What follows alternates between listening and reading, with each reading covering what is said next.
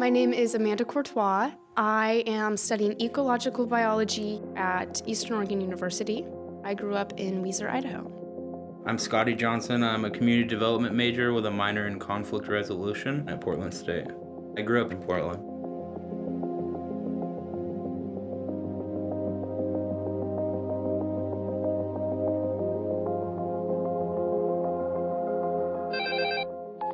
Hey, Amanda. Hi, Scotty.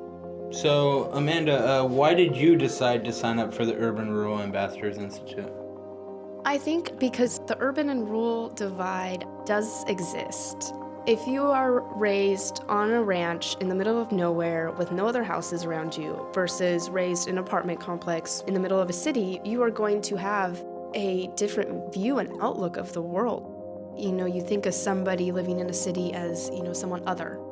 A lot of our prejudices that we hold are societally instilled upon us. They gotta be different from me, right? The town I grew up in is 5,000 people, and everyone kind of knows everybody, and if you don't know them, you know someone who knows them. There's a lot more space in the rural setting. There's more room to spend time alone. That's definitely not an experience you're gonna have here in Portland.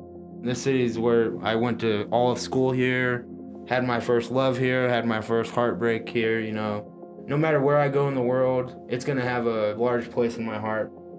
The first 5 days of the Urban Rural Ambassador program were spent in Portland. I learned about gentrification. That was a new term for me. But I also had questions about how a piece of land sustains that many people. Most of the people are in the urban setting on the west side of the state, but most of the land is on the eastern side of the state. Societally and money-wise, we're definitely catering to the urban settings. I think probably the most eye-opening experience for me in both settings was how big of an issue homelessness really is in either setting. One of my biggest takeaways from this whole experience was you guys are making strides in bringing the salmon back and giving the Native American people a seat at the table. Scotty, in what way was your perception changed the most from being in Eastern Oregon?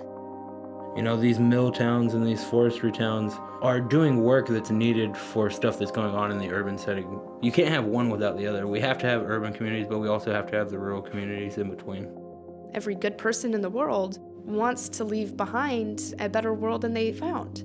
And you just have to figure out how you are meant to do that, whether you're in an urban setting or a rural setting.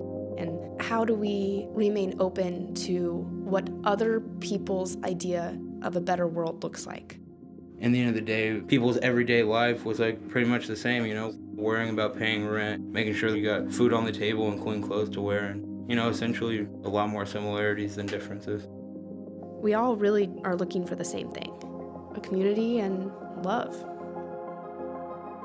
It was really cool chatting with you, Amanda. It was really nice to hear from you, Scotty.